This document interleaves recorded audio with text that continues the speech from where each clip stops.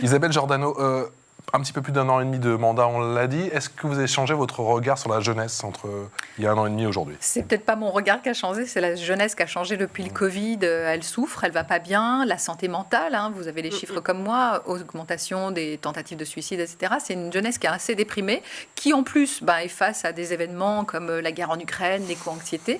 Donc du coup, je pense que brandir l'espoir, brandir une vision de l'avenir, non pas optimiste, mais en tout cas, avec montrer la France ou le monde à 360 degrés, avec ce qu'il y a de bien et ce qu'il y a de moins bien.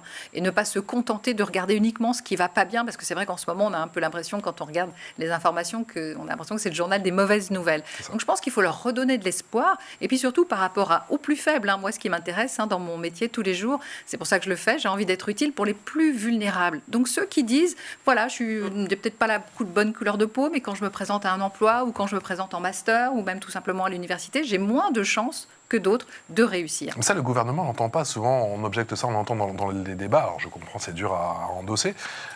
Mais vous, à votre niveau, j'imagine que ce n'est pas la mission, ce n'est pas le travail de la Fondation, mais il peut y avoir un travail de lobbying de la part de plusieurs fondations, de plusieurs associations ?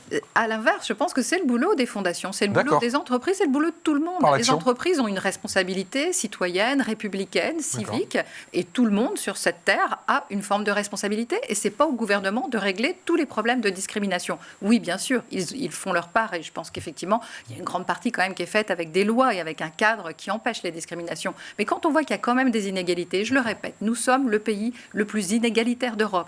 Un jeune qui est pauvre, qui est d'origine modeste ou qui est d'origine ouvrière ou qui vit dans une zone rurale a moins de chances de réussir ses études, son épanouissement professionnel et aussi son épanouissement personnel. Ça fait beaucoup quand même, Il y a beaucoup d'embûches. Donc nous, notre boulot, c'est d'enlever les bûches. Voilà, le boulot des fondations qui est de financer les associations et dont certaines sont déjà venues à cette table. Je pense à Article 1, Télémac, Nos quartiers ont du talent, Eloquentia, Mosaïque RH. Voilà, il y a beaucoup d'associations. D'ailleurs, on a pris le soin de les regrouper dans un lieu que j'aime beaucoup, qui s'appelle l'Ascenseur, qui porte bien son nom, qui est à Paris, à côté de la Bastille, un lieu symbolique.